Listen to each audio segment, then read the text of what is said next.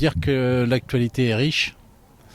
Après avoir, pendant quelques décennies, prôné la traçabilité par l'image, avoir développé les productions sans antibiotiques, aujourd'hui on a recentré toutes nos fournitures de céréales et de soja aussi pour l'alimentation de nos volailles sur la région le plus possible et sur la France au maximum. Dans un esprit de proximité, cela s'entend aussi? Oui, et puis sur un problème de sécurité d'approvisionnement en termes de production sans OGM, parce que la France, vous le savez, est exempte de production OGM, donc ça nous garantit que tous nos achats seront sans OGM. Y a-t-il beaucoup d'IGP en volaille ou en volaille fermière en France? On aimerait être les seuls, mais ce n'est pas tout à fait le cas. Beaucoup de régions avicoles qui ont des productions fermières comme les nôtres, la Belle Rouge, ont aussi une IGP. Je ne vais pas vous les citer. Il y en a trop. Non plus, il y en a trop, il y en a une vingtaine, hein, je crois. Oui, c'est ça, je crois, à peu près. Ouais. Et puis, on fait juste une petite parenthèse rapide. Il y a une volaille qui, elle, est en AOP. Oui, eh bien, on ne peut pas y échapper, surtout quand on vient à Lyon, c'est évidemment le poulet de Bresse. Très bien, cher à notre ami Georges Blanc.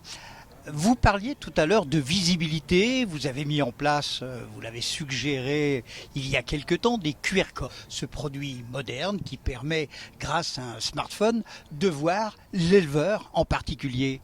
Oui, tout à fait, ça a été un gros travail de prise d'image, tournage vidéo, oui, avec la collaboration bien sûr importante des éleveurs qui ont raconté leur vie d'éleveur.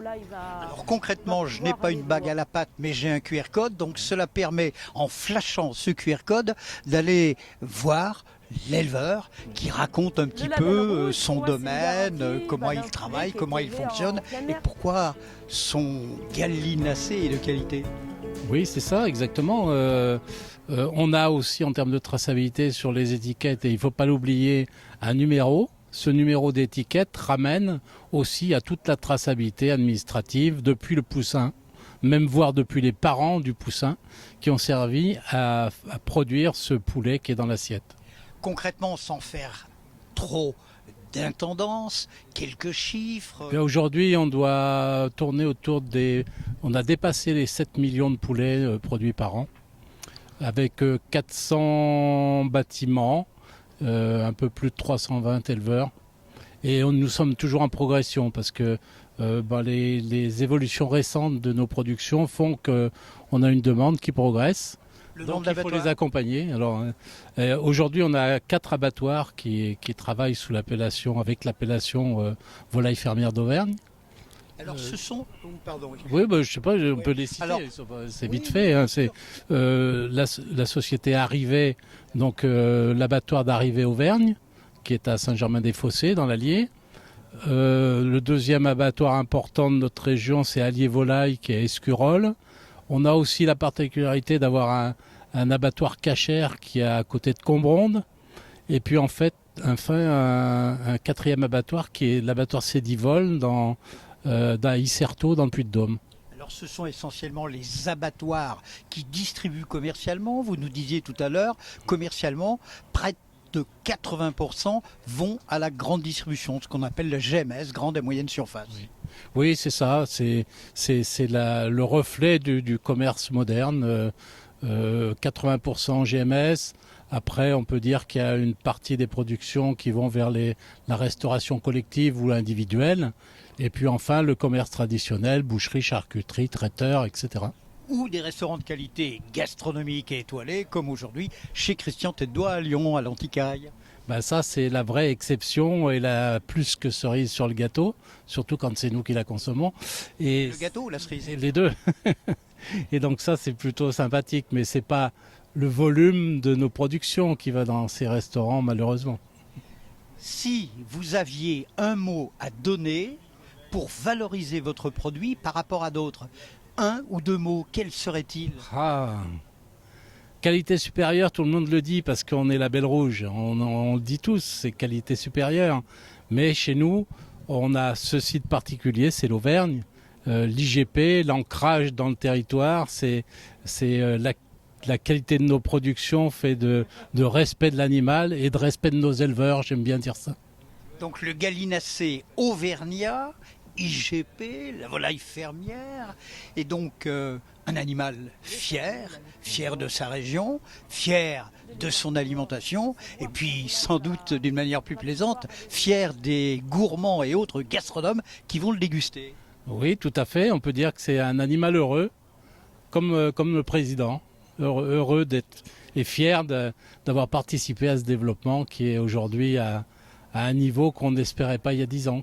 Bernard Letras, merci. À Lyon, le mot de la fin s'écrit FAIM. À cet instant précis, qu'auriez-vous envie de manger?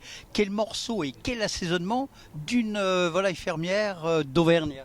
Moi, avec quel vin? Ah oui, alors c'est compliqué votre question, mais moi j'en suis resté au Solilès.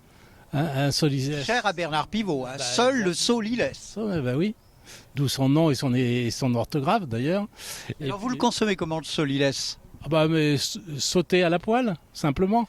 Grillé. Avec une petite persillade style grenouille? Je vois que vous êtes un gourmand. Mais pourquoi pas? Et puis alors après, avec un petit vin des côtes rouennaises, par exemple. Pourquoi un petit vin? Un vin des côtes rouennaises, oui. Soyons fiers, comme le gallinacé. Oui. Moi, je résiste aux côtes rouennaises, c'est pour ça que je dis que c'est un petit vin. Eh bien, merci, bel appétit. Et puis, regardez, elle est pas belle, cette capitale mondiale de la gastronomie, à 2 pas de Clermont-Ferrand et de l'Auvergne. Là, je suis absolument bluffé de voir que j'appartiens aujourd'hui à cette magnifique région, parce que Rhône-Alpes-Auvergne, c'est Auvergne-Rhône-Alpes. Oui, exactement, c'est Auvergne-Rhône-Alpes, parce que c'est l'ordre alphabétique. Ah oui, tout à fait. Et puis aussi parce qu'on aime bien. et là, franchement, voir Lyon de ce point de vue-là, c'est la première fois que je le fais. Venez voir, c'est magnifique.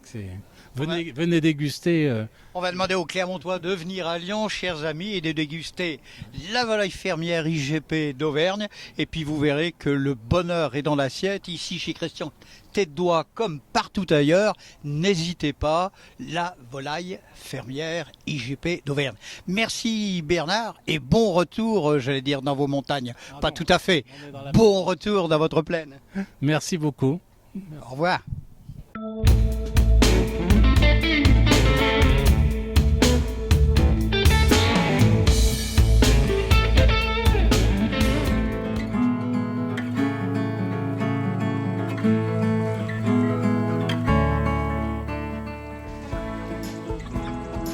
Moi, c'est Angélique Doucet, éleveuse de volailles Label Rouge sur la commune de Manzat.